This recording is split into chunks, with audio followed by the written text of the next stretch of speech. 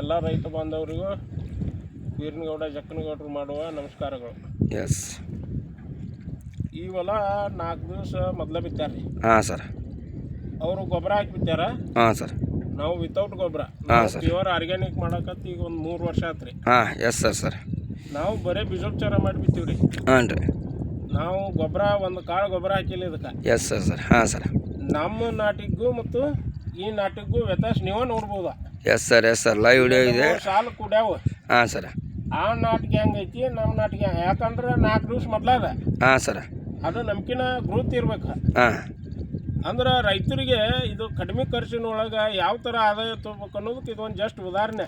S sir. Yes sir. ಇಲ್ಲಿ ನೋಡ್ಬೋದು ನೀವು, ನಮ್ಮ ನಾಟಿಗೆ ಹೆಂಗೆ ಚಿನ್ನ ಐತಿ, ಆ ನಾಟಿಗೆ ಹೆಂಗೆ ಚಿನ್ನ ಐತಿ. ಹಾಂ ಸರ್. ಇದಕ್ಕೆ ನಾನು ನೀಮ್ ಮತ್ತು ಹ್ಯೂಮಿಕ್, ಗ್ರೀನು ಹ್ಯೂಮಿಕ್ 3 ಬೀಜೋಪಚಾರ ಮಾಡಿ ಬಿತ್ತೇವೆ.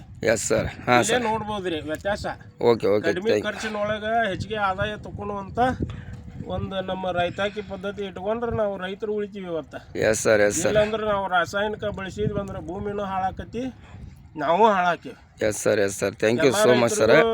ಬೀಜೋಪಚಾರ ಮಾಡಿ ಬಿತ್ರಿ, ಆರ್ಗ್ಯಾನಿಕ್ ಯೂಸ್ ಮಾಡಿರಿ ಅಂತೇಳಿ ನನ್ನ ವಿನಂತಿ. Okay, thank you sir. Thank you. ನೋಡಿದ್ರಲ್ಲ ಸ್ನೇಹಿತರೆ, ನಮ್ಮ ಹೆಮ್ಮೆಯ ಸರ್ವಶ್ರೀ ಕಂಪ್ನಿಯ ಪ್ರಾಡಕ್ಟನ್ನು ಇವತ್ತು ಬೀಜೋಪಚಾರ ಮಾಡಿ ತಮ್ಮ ಹೊಲಕ್ಕೆ ವೀರನಗೌಡರು ಜಕ್ಕನಗೌಡರು ತಮ್ಮ ಹೊಲಕ್ಕೆ ಒಂದು ಬೀಜೋಪಚಾರ ಮಾಡಿ ಕಡಲೆ ಬೆಳೆ ಬೆಳೆದಿದ್ದಾರೆ.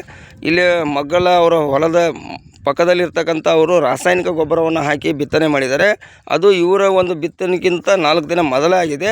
ಬಟ್ ಅವರ ಒಂದು ಬಿತ್ತಿದ ಒಂದು 4 ದಿನ ಹಿಂದ್ಗಡೆ ಬಿತ್ತಕ್ಕಂಥ ಬೆಳೆಗೂ ಮತ್ತು ಆ ಬೆಳೆಗೂ ನೋಡಿದಾಗ ಅಜಗಜಾಂತರ ವ್ಯತ್ಯಾಸ ಇದೆ. ಅಲ್ಲಿ ಖರ್ಚು ಕೂಡ ಜಾಸ್ತಿ ಆಗ್ತಾಯಿದೆ, ಇಲ್ಲಿ ಖರ್ಚಿನಲ್ಲಿ ಕೂಡ ಕಡಿಮೆ ಆಗ್ತಾಯಿದೆ. ಇವತ್ತು ಭೂಮಿ ಉಳಿಬೇಕಾಗಿದೆ.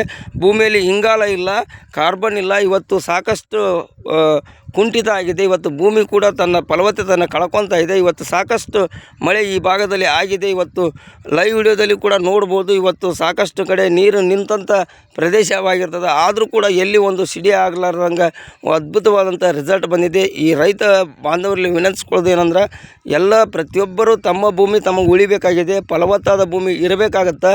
ಇವತ್ತು ಭೂಮಿ ಇಂಗಾಲ ಇಲ್ದಾನ ಏನಾಗುತ್ತದೆ ಅಂತಂದ್ರೆ, ಇವತ್ತು ಕ್ಯಾನ್ಸರ್ ಬಂದ ನಮ್ಗೆ ಮನುಷ್ಯರಿಗೆ ಹೆಂಗೆ ಕ್ಯಾನ್ಸರ್ ಬರ್ತದೆ ಹಂಗೆ ಕೂಡ ಭೂಮಿಗೂ ಕೂಡ ಕ್ಯಾನ್ಸರ್ ಬರ್ತಾಯಿದೆ. ಇವತ್ತು ಉಸಿರುಗಟ್ಟುವಂಗೆ ನಾವು ಕೆಮಿಕಲನ್ನು ಹಾಕ್ತಾಯಿದ್ದೀವಿ. ಅದರಿಂದ ಹೊರಗೆ ಬರ್ಬೇಕಂದ್ರೆ ವಿಷಮುಕ್ತ ಭೂಮಿ ಮಾಡೋಣ. ನಮ್ಮ ಕಡೆಯಿಂದ ಒಬ್ಬ ಜಕ್ಕನವ್ರು ಇರ್ಬೋದು, ಒಬ್ಬ ವೀರನಗೌಡ ಇರ್ಬೋದು, ಇವರಿಂದ ಸಾಧ್ಯತೆ ಇಲ್ಲ.